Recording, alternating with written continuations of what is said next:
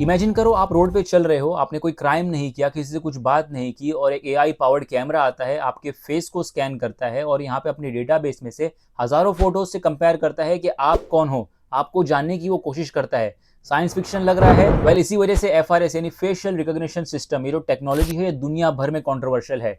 और अभी मामला हीट पे क्यों आ गया? क्योंकि दिल्ली पुलिस ने कंफर्म किया है कि इस प्रोटेस्ट में जो जंतर मंतर पे हो रहा था उसमें हमने एफआरएस यूज किया है। तो आज की इस वीडियो में हम समझेंगे एक्चुअली हुआ क्या था, एफआरएस यानी फेशियल रिकॉग्निशन सिस्टम काम कैसे करता है, गवर्नमेंट इसे सपोर्ट क्यों करती है और प्राइवेसी एक्सपर्ट इसके अगेंस्ट क्यों है, और सबसे इंपॉर्टेंट यहाँ पे क्या एफआरएस ये जो टेक्नोलॉजी है क्या बहुत ज्यादा आगे निकल चुकी है। तो रिसेंटली यहाँ पे जंतर मंतर के प्रोटेस्ट में दिल्ली पुलिस ने कंफर्म किया है कि हमने एफआरएस यानी फेशियल रिकॉग्निशन सिस्टम को डिप्लॉय किया था।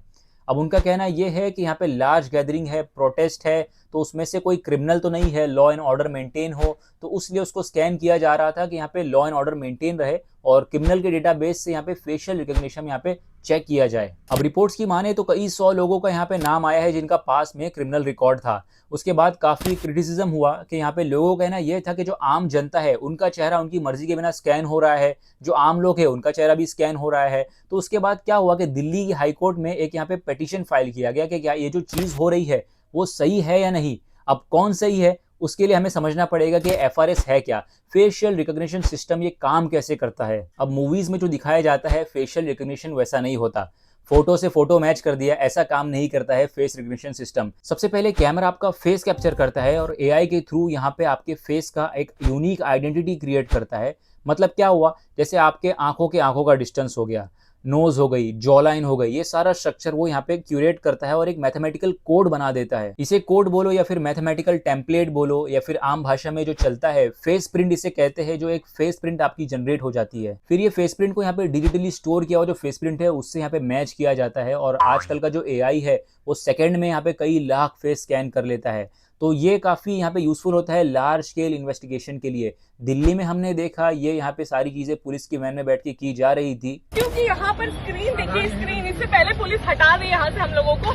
जल्दी देखिए, आप फोटोज आ रहे हैं, सबके सबका नाम आ रहा है, सबकी डिटेल्स आ रहे हैं, लड़कियों के भी फोटोज हमें यहाँ पर नजर आ रहे हैं। आप देख सकते हैं यहाँ पर कितनी ज्यादा स्क्रूटनी है दिल्ली पुलिस की। यहाँ पर देखिए डिटेल्स हमें नजर आ रहे हैं, हम नाम भी पढ़ पा रहे हैं थोड़े बहुत। और यहाँ पर लड़कियां जो भी इस कैमरे के सामने आ रहे हैं उसका जो डिटेल्स है वो यहाँ सामने आपको लैपटॉप पे स्क्रीन पर नजर आ जाएगा। तो ये दिल्ली पुलिस ने यहाँ पर एक फेशियल रिकॉग्निशन सिस्टम भी लगा रखा है, मतलब हद है। अब तो प्रोटेस्टर्स कहीं पर भी सेफ नहीं है, उनकी डिटेल्स नहीं कर सकते और उसका मिसयूज कभी भी किया जा सकता है। अब बात करते हैं यहाँ पे बेनिफिट्स की। तो गवर्नमेंट हो गया, लॉ इन्फोर्समेंट एजेंसीज हो गया, ये काफी अच्छे कामों के लिए भी इसे यूज कर रहे हैं। पॉइंट वाइज आपको बताता हूँ। सबसे पहले यहाँ पे मोस्ट वांटेड क्रिमिनल हो गए, उनका ब्लूप्रिंट आ गया, सारी जगह फिर गया वो ब्लूप्रिंट। उसके बाद यहाँ पे सीसीटीवी में इजीली डिटेक्ट हो जाता है। उसके बाद कोई बच्चा घूम गया तो यहाँ पे एफआरएस का यूज होता है, ये फोटो आई, ब्लूप्रिंट क्रिएट हुई, सारी जगह सर्कुलेट हुई और सीसीटीवी में फाइंड आउट किया गया। उसके बाद एयरपोर्ट पे आपने देखा हो कि एफआरएस चलता है, जो डीजी यात्रा है, अपना फेस स्कैन करो और लाइन में लगो मत, डायरेक्ट निकल जाओ, फेस से वेरिफिकेशन हो जाता है। तो दुनिया भर की पुलिस इसमें फंड कर रही है और ये टेक्नोलॉजी को आगे बढ़ा रही है कि बेनिफिट के लिए इसे यूज किया जाए काफी कुछ कामों में। अब आते हैं डिबेट के दूसरे पार्ट पे, जो है कंसर्न। यहाँ पे आपने क्या है एफआरएस जान लिया, क्या बेनिफिट से आपने जान लिया। कंसर्न क्या है भाई?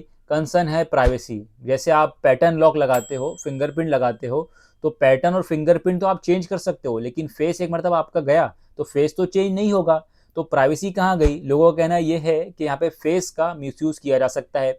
आपने देखा रिसेंटली ग्रॉक में या फिर कोई दूसरे एआई में लेडीज का जो फोटोज है कैसा मिसयूज किया जाता है। एक मरतबा आपका फोटो कहीं गया और क्या से क्या बन जाता है। तो ये मिसयूज है जो लोग काफी कंसर्न है कि यहाँ पे फेस का मिसयूज ना हो। तो ये हो गया एक और कंसर्न का पॉइंट। अब कुछ लोगों का कंसर्न ये भी है कि जैसे एआई खुद कहता है कि एआई कैन मेक मिस्टेक, तो ये एफआरएस भी एक मशीन यहाँ पे डिटेक्ट कर रही है, तो कोई इनोसेंट फ्रेम हो सकता है। वैसे दुनिया भर की जो कंट्रीज है वो यहाँ पे, उसमें से कुछ लोग यहाँ पे ऐसे लीगल फ्रेमवर्क बना रहे हैं कि जो आपका डेटा है वो किस चीज के लिए यूज किया जाए वो पहले से ही डिफाइन हो जाए। अब जैसे जैसे एआई बढ़ रहा है वैसे कंसर्न तो भैया बढ़ते ही जा रहे हैं। अब यहाँ पे कंक्लूजन की बात करें तो हमने जाना एफआरएस क्या है, उसके बेनिफिट्स क्या है, कंसर्न क्या है। अगर मैं कहूँ तो यहाँ पे जो फेशियल रिकॉग्निशन एआई की टेक्नोलॉजी है वो one of the best technology है। जैसा हमने जाना कि मोस्ट वांटेड क्रिमिनल को पकड़ने के लिए, कोई घूम गया, बच्चे घूम गए, उनको पकड़ने के लिए हेल्प की जा सकती है और इसे पब्लिक सेफ्टी इंप्रूव करने के लिए भी यूज किया जा सकता है। लेकिन इसे प्रॉपरली सेफगार्ड नहीं किया गया तो काफी डिफिकल्ट क्वेश्चन ये रेस करता है। यहाँ पे प्राइवेसी को लेके, ट्रांसपेरेंसी को लेके, इंडिविजुअल फ्रीडम को लेके। तो यहाँ पे दिल्ली जंतर मंतर को लेके जो यहाँ पे केस खड़ा हुआ है, दिल्ली पुलिस का कहना है कि हम तो क्रिमिनल को ढूंढ रहे थे, लेकिन PIL फाइल की गई कि भाई हमारी मर्जी के बिना हमारा फेस कैसे स्कैन हो रहा है। तो ये जंग छिड़ी हुई है यहाँ पे हाईकोर्ट में, दिल्ली हाईकोर्ट में मामला चल रहा है। मैं आपसे पूछना चाहूँगा आपके क्या थॉट्स है इस टेक्नोलॉजी को लेके, क्या ये टेक्नोलॉजी सही है या फिर गलत? आप कमेंट सेक्शन में अपनी राय जरूर बताना। आई होप आपको वीडियो पसंद आई होगी। अगर वीडियो पसंद आए तो वीडियो को लाइक और शेयर करना, और ऐसी काफ़ी सारी वीडियोज़ के लिए चैनल को सब्सक्राइब कर देना।